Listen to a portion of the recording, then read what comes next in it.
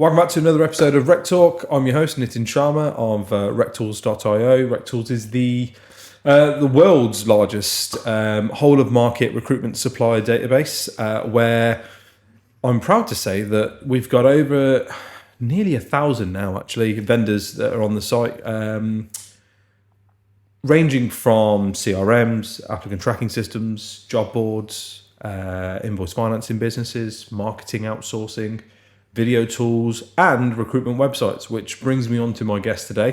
My guest today is someone I'm proud to call a mentor and a good friend, but also probably one of the best website developing kind of businesses out there within the recruitment game, based on their reviews on RecTools alone, really.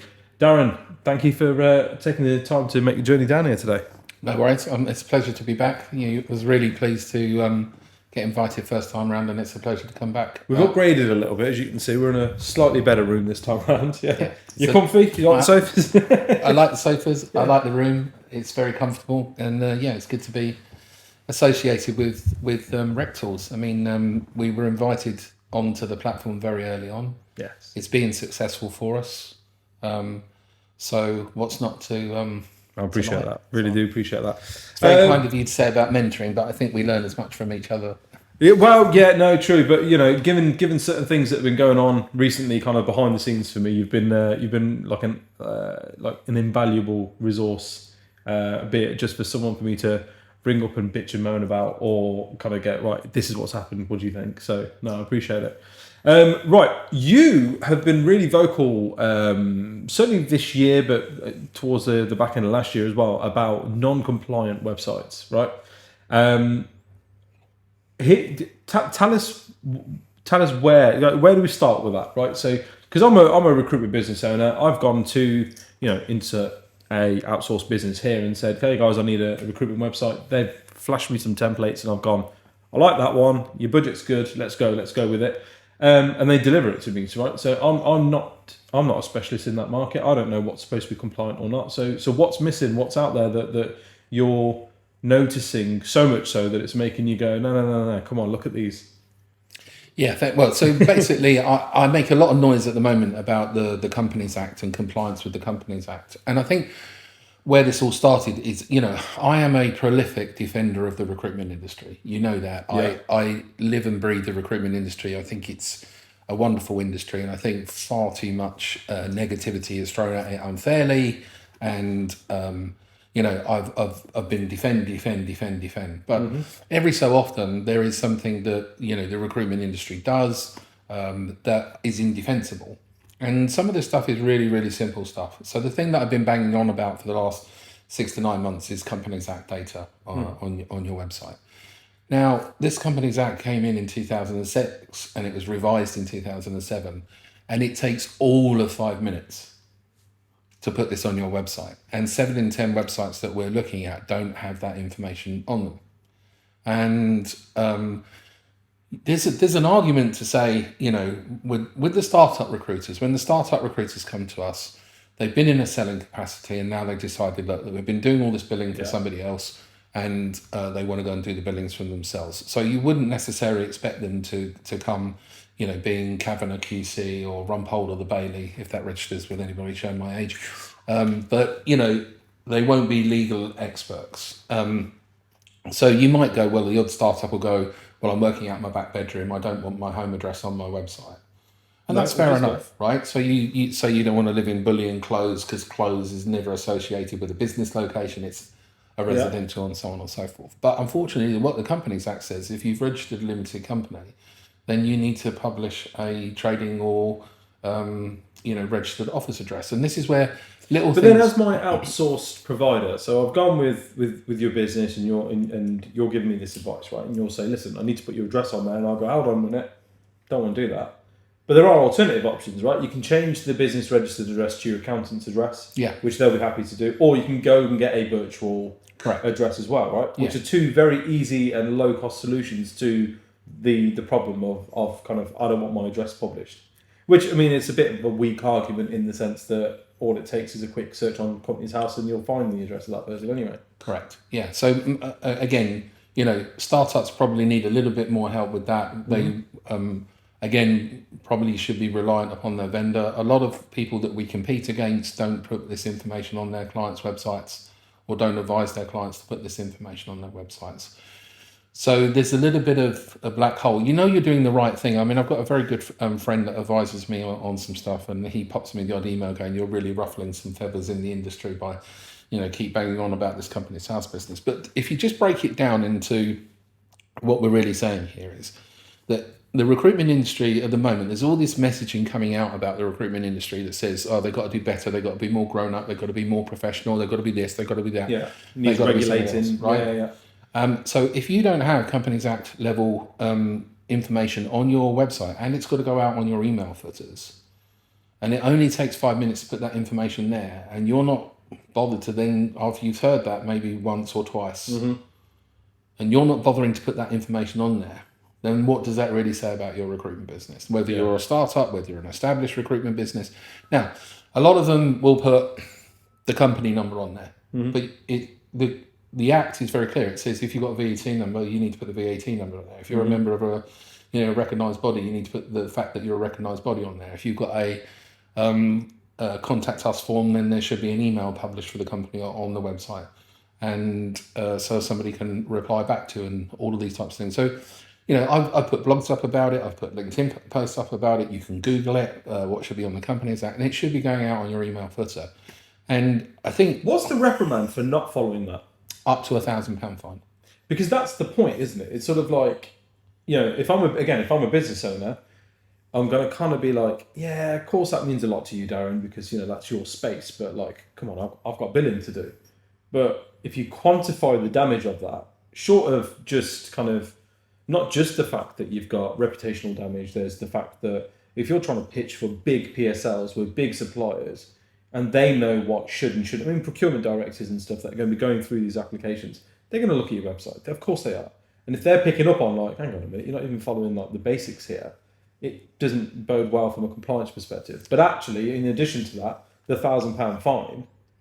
So okay. It's up to £1,000. You made a really important point about PSLs as well. When PSL opportunities come round, they come round with a document to fill out, like to get on, and even if it's a requalification, quite often you have to go through the full requalification, right? So recruitment is like sport; it's very tribal, And I think he was saying about sport is like a war, but without the the ultimate violence of war. But you've got two teams that are going head to head, and they're in a war with each other. It's very tribal, and we see that in the fan base of sports and so on and so forth. And recruitment is no different. If you're selling against 4 or 5 other firms, most recruiters, when I was a recruiter, when I owned my recruitment business, I knew who my 4 or 5 competitors were, like genuine ones.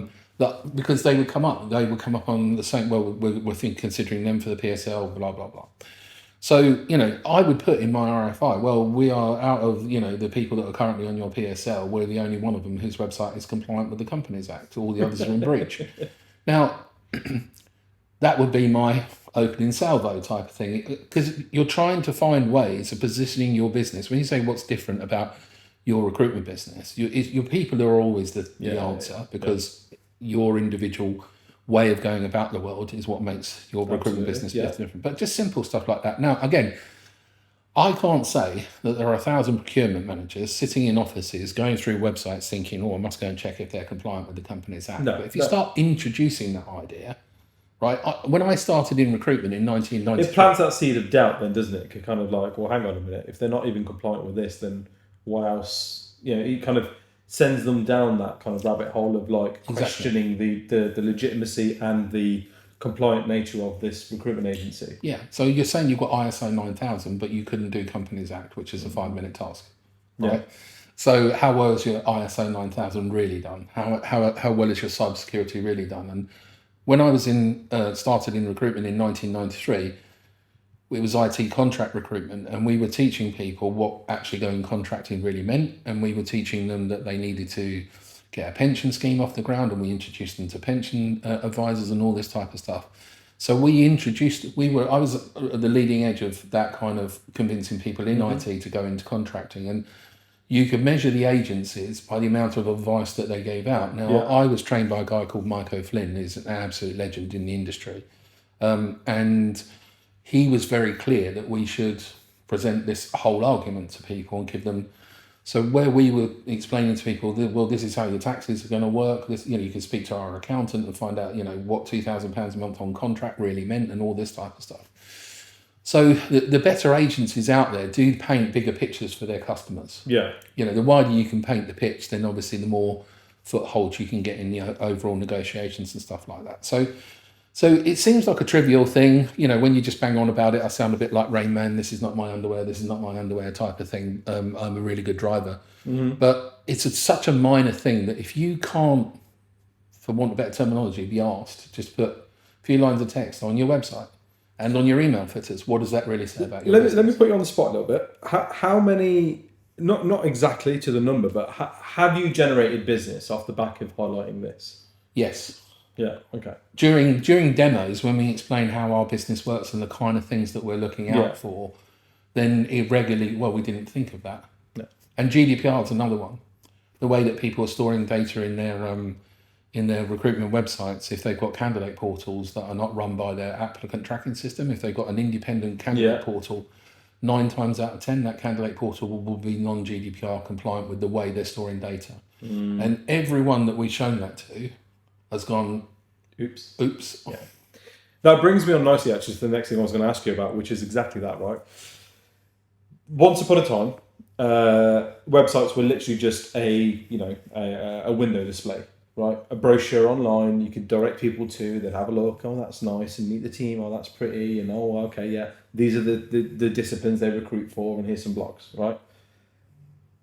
People have started to, and I'm all for this, is sort of expect a lot more from their website now, and it's almost an extension of their business, out of hours contacting, contact forms, the introduction of AI and messaging, and and then absolutely registering candidates onto their for their agency out of working hours where their consultants aren't on the phone. So I guess what I want to, because you've been in this website game for long enough, what do you think is driving this now age of expecting more from your website, and sort of where do you think there are pitfalls like this, the GDPR piece, that we should be considering as recruitment business owners that, oh crap, I didn't even think my website isn't secure for that or is probably vulnerable to that? So, because we have such an eclectic range of people that work in the recruitment industry, and we have such an eclectic range of sectors, I mean, we could probably derivatize 2,000 sectors, by the time you've taken the niche within the niche within the niche and so on and so forth. So, there are still people out there who just need a brochure website. Yeah. And I liken your website to, another observation I make is your website is your car, and your marketing campaign for the website and for your business in general is the fuel that runs the car. Mm-hmm. Okay? Now, your car, let's say it's got a hybrid engine in it. It can do a little bit of regen, and that car from just regen can do about a 30-mile radius. Right. Happy days. So your website, if it's just in brochure format, most likely, unless you've got a name like McDonald's or Audi, Audi recruitment company, most likely your website can carry you around the superhighway, and you get found for your company name and so on and so forth, right? But if you're going to go on any other journey where you want to promote your website and have your website become an income source for you, and there's no reason why it can't be, then you need to give it a marketing strategy and you need to give it a marketing budget. And otherwise you've got basically, if you say to the website, think of the website not as a car, think of it as a person, what you're saying to that person is, come and be a recruiter for our company.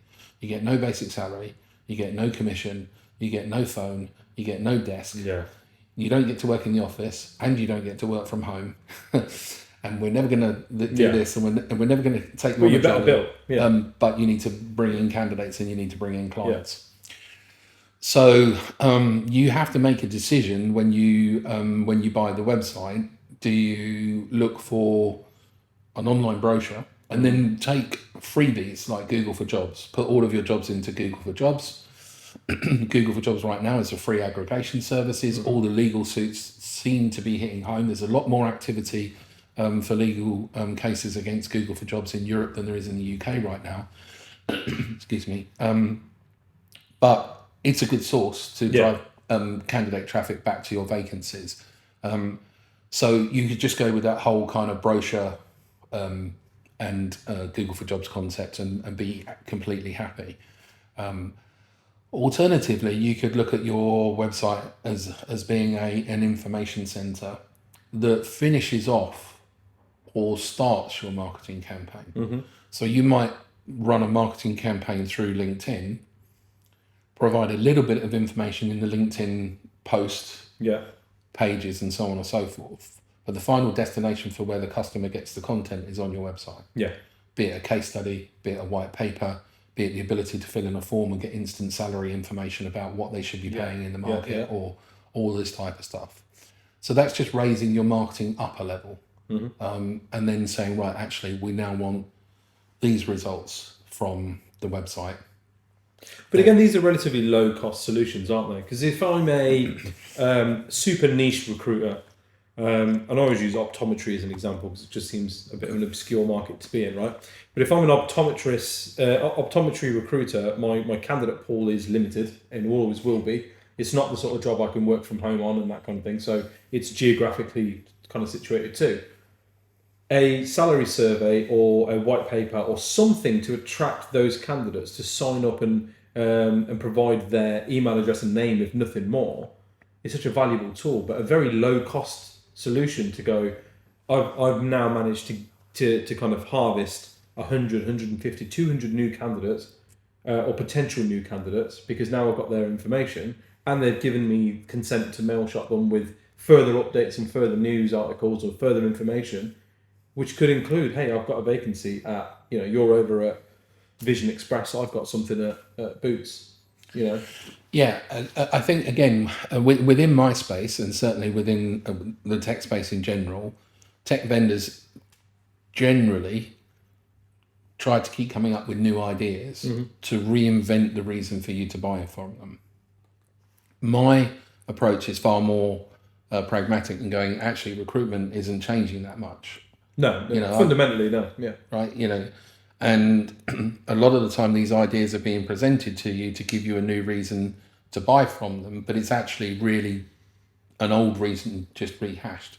And again, there's a lot of cynics out there in our space. So the salary survey, there'll be people going, oh, yawn, not a salary survey type of thing. But we look at it from a data point of view.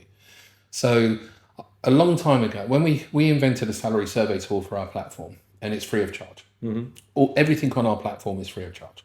So any feature we've got, you can have free of charge. I don't believe in charging for features. Yeah, paywalling certain things. Yeah. But in the actual feature itself, so some of my competitors, if you want a salary survey, you have to pay more to get that salary survey feature. So if every single feature of our website is standard. Yeah. Right. It's kind of like the Lexus principle when they went up against BMW. You buy a BMW for 30 grand, you've got to put 12 grand of extras in it. Yeah. With a Lexus, it comes. Or pay monthly for heated seats. Remember they tried that? Yeah. They fucking went back on that quick, didn't they? So, it's that kind of principle. We wanted to give value to break into the space. That's what we did 20 years ago, and we've been doing it ever since. So in terms of that salary survey, the reason we went down the salary survey route was because Google came up with a stat about 8 or 9 years ago that said 30% of all searches in their search engine are employment-related searches. And when they categorize and break down those searches, they can see that job searching is always in the top 5 and pay queries are always in the top 5. Well, today, given whichever pundit you look at, that's 350 billion searches a month, right? So if a third of those are employment related, let's just do easy maths, it's 100 billion. Out of that 100 billion, the top 5 things search for, jobs and pay. That's an awful lot of searches for people looking for pay. Yeah, for something people clearly give a shit about. Yeah. So you can be as cynical about it and you can be as, oh, that's so old hat and, yawn. But the world is looking for that information. Google tells us so. The other thing is, I think there's an element just on the salary survey thing because there was, I think it was it Mitch Sullivan that recently posted out about that, and I was my immediate reaction was, oh, bloody hell, here we go, right? That's an old school approach. And I'm reading through the comments and stuff. And then it sort of hit me and I was like, it's an old school approach. If the minute you think salary survey, you think a printed book with Robert Half or Michael Page written on it, and you use that as a way to get into client meetings, to sit in front of a client and go, here's our salary survey, now I've got you for half an hour, let me pitch to you. Because that's what they used to be used for. But actually, when it was what you're saying there, I completely agree with, because I was sitting there thinking, no. If you can digitalise your salary survey, what you're basically putting out there is a resource for candidate generation. And that seems to be a rising concern in a lot of industries in terms of in recruitment. Picking up the jobs isn't necessarily the difficult part. It's getting the right candidates and getting hold of new candidates, right? And that's what the job boards are all fighting over at the moment, and trying to expand their candidate databases. And what an easy, low-cost solution to be able to go, right, we'll put something out that people are searching for, i.e. candidates, and that's important to them, i.e. pay, and they'll come to us. And then by association, they'll know who we are, and therefore a portion of that, even if a 4 or 5% of that new traffic then converts into registered candidates, that's a whole pool of new candidates that you haven't had to spend the sorts of money that job boards ask you to spend. Yeah. Well, again, just to finish off on the data thing, we can obviously see activity on our servers. So we can see that job alerts get cancelled quite quickly. We can see that salary survey, because you can fill in the form on our website, get an instant answer. Yeah. And then if you want to, you can then subscribe for future alerts, and it will drop you an email every 6 months or every 9 months. Yeah. It can be 3 months. We don't usually recommend 3 months unless it's a high moving temp market. Yeah. Like, people going on 6-week contracts doing warehouse work type of thing. Yeah. But we can see that those emails are not getting cancelled. Right. So the data is telling us that even though that person has only had maybe one interaction with your brand, 3-4 quarters on, they're still not cancelling that email. Right. So the holy grail for any recruiter is getting somebody to look at their brand when they're not in job seeking mode, or to look at their brand when they're not in hiring mode. Yeah. So that passive. Right. So salary survey is perfect for that, because Google's telling us the information is wanted. Our data on our systems is telling us that people aren't cancelling those emails when they subscribe to those data emails. And now you've got a 6 month, 9 month, 12 month drip fed, your brand's going in front of people with something that's meaningful. But that's really valuable information, right? I've seen a big trend in this, that certain rec tech vendors are getting so right, which is enabling recruitment business owners to make data-driven decisions. Rather than just we think this might be the case, let's try it out and call it A/B testing if it doesn't work. There's a handful of them that are doing it really, really well by going, this is the information that we've collected. You're already a paying customer, so there's no value in us doing this research short of actually helping you build more, make more money, grow, and therefore kind of either stay with us or add more licenses with us, right? But that's the sort of stuff that as a recruitment business owner, that's what I expect. Or not necessarily expect, but that's certainly what I want. I see value in that from my suppliers. But not everybody does it. Right? Not everybody comes forefront with, this is what our data is telling us, or this is what our data on your website is telling us. So perhaps there's changes that are needed and so on. Yeah, and the good thing about it being self-subscriptive is that the person's making the decision to come into your salary survey data. Yeah. Whereas I'm not against pushing salary data out. If you've got the permission to send salary data to 30,000 candidates and you want to send it in a PDF format, keep doing that. If it's working for you, don't stop it. But they haven't necessarily, yes, they have by legitimate interest, or you might have even asked them, do they want to subscribe for the salary survey? But let's just assume that a lot of data gets pushed out to people under legitimate interest, which is our version of, we think this will be of interest to them, therefore we've got legitimacy to send. Let's do that. Yeah. Right? So maybe these people that are cynical about salary surveys are getting a lot of unsubscribed from where data is being pushed to people that they didn't necessarily ask for. But when they come via your website and they filled out a form and said, yeah, give me that data, then that's a different scenario, right? And again, we've all done recruitment. You and I have done recruitment. Everybody hopefully listening here has done recruitment. You don't need a lot, No. You might have a database of 25,000 people, but you might only need to place 25 people this year. And if 2 of them come from a salary survey, because that's just, you've only got to find 23 type of thing. So it doesn't have to be enormous numbers for it to be enormously valuable. No. And then, of course, you can then start to, widen the concept of what else can you get them back to the website to do when they're not. But this is the difference between using your website as brochureware and using it as a part of your business. Be it an out of hours service or kind of an integral part of. Look, you ain't got time to call us, but go on our website. Everything you need and want is on there, as is a contacting information piece, as is a range of other stuff that you'll find useful. And, you can register with us, shoot us a message and we can book in a call, I think tech advance is going to help kind of recruiters up their game in that sort of world. And recruitment websites definitely need to be at the forefront of that. What are you finding in terms of trends then? So I know we spoke off camera, you said like maybe a third of the sites that you've done, let's say last year, were startups and new businesses and new entrants, and a third were sort of people that have just kind of become disengaged with their current supplier. Just expand on sort of the customer profiles that are coming to Recruiter Web, but in general, who's changing their websites at the minute? Because it used to be that was like things have gone a bit slow, got a bit of time, fuck it, I'll look at my website. Yeah, so I think if you look at the kind of customers that we're getting, if they've got like go back to the car analogy, if they've got a 3-year-old BMW, the chances are it's still in lease with a vendor and they're not going to be on the market looking for something unless they get a change of marketing manager. And if they get a change of marketing manager, then you can pretty much guarantee that the marketing manager is going to want to change the website.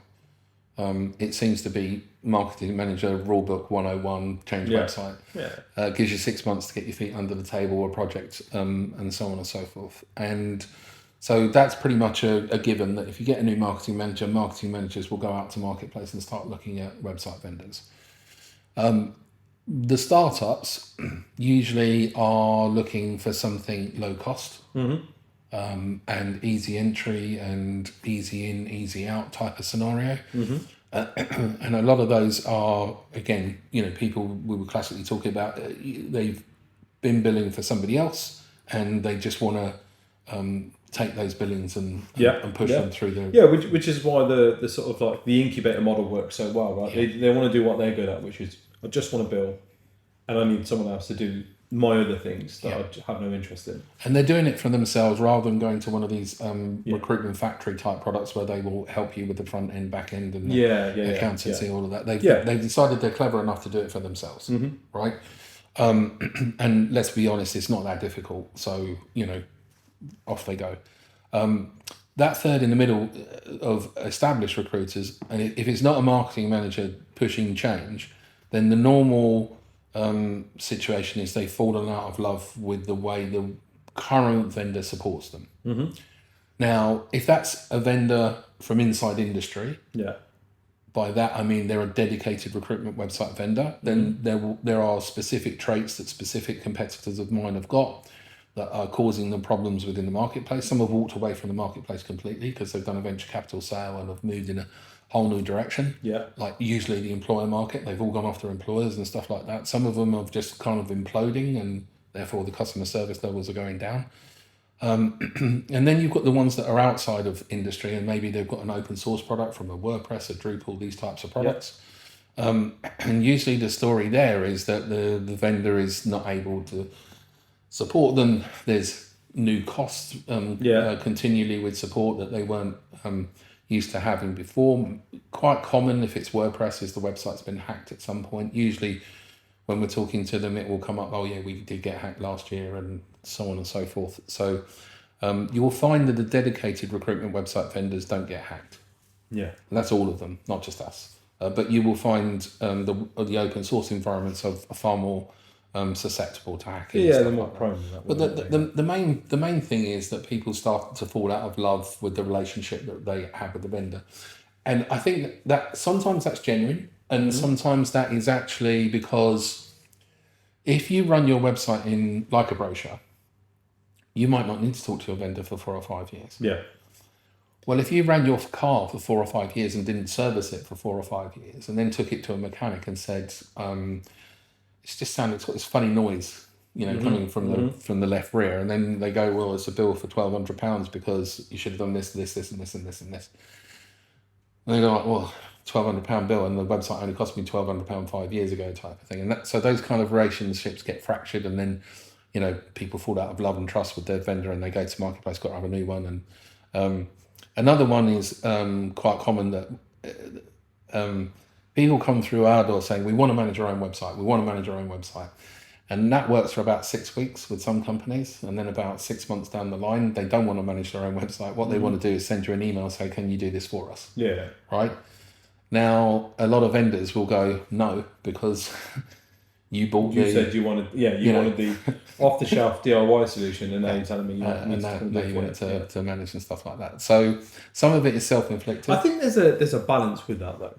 And being a former recruitment business owner, like we had a website business that we'd gone out to that built the website, but he actually also showed me how to make minor amendments and stuff on, like, oh, you want to add a new blog, here's how you'll do it. If you want to, pull in a new feed from somewhere, here's how you'll do it. This is this and this and this is. And I probably did it, like you said, Matt, maybe for the first 6 weeks, and then just sort of stopped. And then if it was something complex or something that I thought, I'm scared I'm going to cock this up, I'll ask him to do it. And they would do it. Because part of the package was like you got an hour's worth of dev time a month, which would then accrue. And so I thought it was quite clever because what he was doing was sort of ticking the box. Because between me and my business partner, there was me who was really kind of like, I want to learn this stuff. I wish I could learn this stuff. And then there was him who was just like, that shit scares the life out of me. I don't want nothing to do with it, right? And so it helped kind of almost scratch an itch for people like me, where you kind of think, yeah, no, I can do this. And I've spoken to quite a few recruitment business owners who absolutely were like, no, I'd like to be able to make changes to my own website. Not that I will, but I'd like to be able to do it. It's like a control thing. I think it's definitely, if you've had a bad experience, then you want control. Well, listen, if I have to email somebody and there's a 2-day turnaround, and Darren used to work for me, but my God, he messed up really badly, and we've had nothing but bad complaints about him. I want him off my Meet the Team thing, and I go, right, websitebuilders.com, get Darren off my website immediately, and it's a 2-day turnaround. I'm probably going to start being like, okay, what if something really bad had happened? Yeah, I think the thing about that, though, is that there is probably not, again, if you go down the open source route, there's some advantages to that. Like if you, let's say you've got a testimonial slider on one page and you want to move it to another page. Yeah. Open source environments like WordPress, if you've picked the right theme, then you can move things around. When you go into the proprietary tech vendors at the marketplace, we tend to have built things more, that ability to drag and drop something is why so many WordPress websites get hacked, because the architecture is so open to give that facility to move stuff, plugins, unpack them and get in their code and fiddle about with it and stuff like that. So your proprietary vendor tends to tie things down a little bit more when it comes to, you want that slider on that page, we'll have to do that for you. But the other stuff you've been talking about, take a staff member off, then you've bought the wrong technology if you can't, in 2 minutes, go into your own website and take your own staff member down. I was going to say, because this stuff can be created in a user dashboard, can't it? Simple changes like that, add a new blog, remove a particular vacancy that might have been scraped through that was the wrong one or whatever. Yeah. These things can all be created in a user dashboard where you make it as easy as drag and drop or delete or whatever without cocking the core code of the site. Yeah, it's funny you say that. Yeah, the sort of the reasons why people change. I've always sort of said that there's, with anything, when people decide to make a decision to change, it's usually one or two things: cash or creative. Either the money's not stacking up anymore, or creatively I'm not getting the itch that it's not scratching the itch that I want it to. I've fallen out of love with the vendor, or I want it to do something more than what this particular vendor is able to do, and so on and so forth. Are you seeing an increase in people now wanting more from their websites then? I think they want a more, they want to understand the value that they're getting for what they're spending. So during the pandemic, that forced a lot of people to look at their web presences. So what we thought could be like a really dangerous period for our company, and after the first initial sort of, it went quiet for a month, and then it just exploded, and people just started buying websites. The thing about the explosion in website sales, a lot of that came because people were on. So we've converted a lot of customers from one particular vendor, which I make a lot of noise about on LinkedIn, and we've seen instances whereby they were charging £1,500 a month for a customer, and our bill to them ended up being £200 a month. Yes, there was an £8,000 fee to pay for us to build the website, but they've been spending £1,500 a month for several years. Okay, so there's a lot of people, where I've been telling that story for 10 years, 15 years. And when recruitment's in boom and it's making shed loads of money, it's like, I haven't got time to look at it. Worth changing it, right? Yeah. It's chunk change. Yeah. Once the industry got a little bit, hang on a second, we all need to take a look at this. I can go from 1,500 down to 200. And coming back to the story I was telling you about, your website is your car and your marketing is your fuel. Well, speak to any recruitment marketing agency. We deal with all the recruitment marketing agencies, and we're starting to introduce this year our own recruitment marketing plans. So we've got recruitment marketing plans that we're about to introduce that start at £499 a month, right? Right, okay. Big difference to... Marketing is going to drive traffic to your website, which is going to convert into income, okay? So if you're spending £1,500 a month out on a website, and then suddenly that could be a £200 bill, you've now liberated £1,300 a month that could be spent on marketing. It could be half a recruiter. And it's reallocation of those funds, isn't it? It's not a case of, look, let's save you money. It's let's reallocate this budget somewhere better. Yeah. It's a similar concept to what we've got with RecTools, which is you're already spending as a recruitment supplier, you're already spending a certain amount of money a month on PPC to get to your ICP, which are recruitment business owners. And I'm kind of going, but we've got those people on our platform looking at your competitors, and they're all in one place and they're using different parts of the site. If you pay it to us, you're more prominently visible to these people and you have access to them. So it's not a case of, hey, pay us as well as carrying on doing what you're doing. It's a case of reallocate that budget, stop doing the same old, and kind of be like, hang on a minute, this amount of money, could we do something better with it? Which I think automation, AI, the kind of the Web3 front that we're firmly in now, I think is kind of trickling into the recruitment market now, and people are starting to make those decisions and starting to be a bit more kind of like, I need to be doing something better. Hence the boom in things like outsourcing certain parts of your business. Gone are the days where you go, I've decided as a recruitment business owner, we need to do some marketing, so I'm going to get a marketing person in. They'll now go out and go onto sites like ours and go, right, let me see who's out there. Say with websites, gone are the days where they bring in an in-house developer on a 6-month contract to go, right, come on and build me a site. It's now, no, let's just go to the professionals, Okay. So talking about, again, those customer profiles, if you're kind of like, each industry sector has got its own kind of like a middle ground agency, that kind of, I'm giving like, random numbers here, but they're like the 10 to 30 million turnover company type of thing. They wanted to rationalize their costs. Yeah. However, there's a whole load of people, our base cost is £100 a month. There's a whole host of people out there, like probably 30,000 recruitment companies who are paying $9.99 a month for WordPress hosting. And they're going, what, £100 is cheap, Darren? I'm paying $9.99. That's a completely different proposition. We're having to talk people up to that cost. Yeah. Right? So that's a whole different But the proposition, even at your lowest cost, your proposition is wildly different to the $9.99 WordPress hosting, right?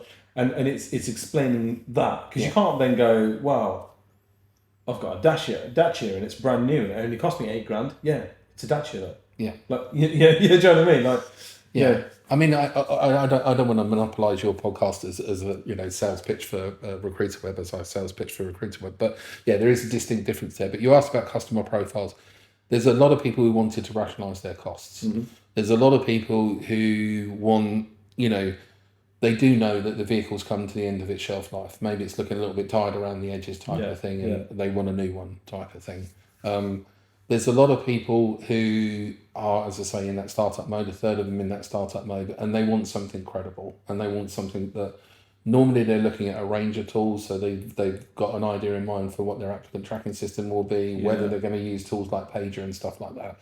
But again, I come back to, even if you're on a competitor's plan and you're on £300 a month, why not have one of ours for £100 a month and spend £159 a month on Pager if it's still that price? Or tools like that, or like when you monetize your tools, at some point that's got to come because they're worth the money type of thing, and whatever that fee is, take that money you were spending on tech and spend it on marketing the existence of your business. That's the general principle. So if we can liberate in that dedicated recruitment website vendor marketplace, we're trying to liberate cash where we can from some recognized vendors. And again, coming back to our pricing, we have a flat line pricing for everything. So there's some really bullshit pricing out there at the moment. Like there's one vendor who's going, well, if you've got 5 jobs on the website, then it's £100 a month. If you want 50 jobs on there, it's nearly £300 a month. That is such criminal pricing because, you're playing, you're taking advantage of some people's kind of lack of knowledge. I won't call it ignorance because it sounds a bit negative, but it's lack of knowledge, right? Because a non-tech person would look at that and be like, oh, bloody hell, it must cost them a lot of money to host 50 vacancies. Yeah, well, that pricing comes from job board mentality. Oh, well, CV Library want X amount for 10 jobs, or they want... I'm used to that. Right? Yeah. That makes sense to me. I've got to buy by the job. The thing is, I did the calculation the other day. I need to write it up somewhere. I think I put it on LinkedIn, but it's something like 0.70 pence. Yeah. Right? For one vacancy. So you cannot possibly condone, it's thousands and thousands and thousands of a pence to have a vacancy on a website. So again, we're trying to cut through all of that. No pricing that message, when that... Obviously, we don't speak to everybody because we don't sell every new website that's going out there. There's 9,000 startups. We don't sell 8,000 websites a year. But when we do get in front of people, when we start to explain those subtleties of, are you sure you're spending the money? Because again, my wife is my co-founder and she's my biggest fan. And she's always asking me, after we had a conversation in the car on the way over here, and she's like, why are they questioning the £100? And I'm like, well, because you're very proud of our business and very proud of the £100, but they might be on $9.99 a month with WordPress. So that's a big jump up for them, where Karen does a lot of the cold calling for the company. So she's cold calling various companies, and she's the one who's finding out, oh, you're spending £500 a month on this site, you could be spending £100 a month on that type of thing. So, but as I say, it's the marketplace is very eclectic. We've got a service solution that fits all purposes. We duck out straight away if somebody wants one of those candidate portals. They're not GDPR compliant. By all means, have if you've got a Vincere system and they've got a great candidate portal system and a client portal system, and integrations can be done. Job Adder and all those types of tools, Bullhorn to get them all in. Use their tools, right? Because one, they'll be more cyber secure. Their technology will be vastly more cyber secure than any website can ever be. And you'll be managing the data in a way which is GDPR compliant type of thing. So. It's looking at sort of technical debt and stuff as well, right? Kind of, there's a lot of people out there that will pay out for a lot of different. That I speak to, right? They'll have a CRM. I'll take an example. So we had, I spoke to somebody earlier last week. He was on Job Adder, loves Job Adder, thinks it's great, and it's a great product. But he was also paying for Broadbean, right, to post out his jobs. And I was like, okay, that's cool, but what else are you using Broadbean for? No, nothing, just to post out my jobs. And I was like, Job Adder does that. You've got that functionality within Job Adder. No, I haven't. You have. Jumped on the Zoom call, here it is, there you go. It's slightly longer in terms of the process. However, you're going to save yourself that Broadbean license. You can reallocate that to something else, But it's that level of kind of technical debt. We as business owners, sometimes we get very excited and just buy the next thing that comes out, and then we're kind of like, not using it properly, really. Yeah, well, Job Ad is a good tool in as much that it's gone after that job posting. Firefish does the same thing. Yeah. I think Firefish did it long before anybody else. But yeah, it takes some time for things to shift because not enough noise is made about what needs to shift. But that's, I mean, again, not necessarily any one of the job posting tools. If you've got other options, then save the job posting spend. Or have a look at, or question the job posting tool. What else do you do? Wave Tracker is a perfect example, right?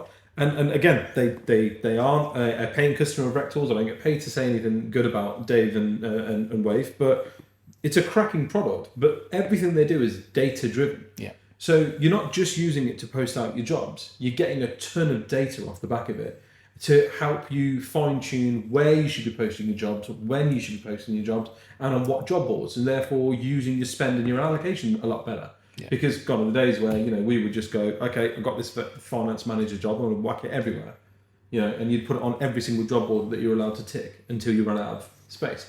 And so it's not a case of like don't spend with them, spend with them. It's a case of, okay, if you're spending with them, find out what else they do, because there will be other features there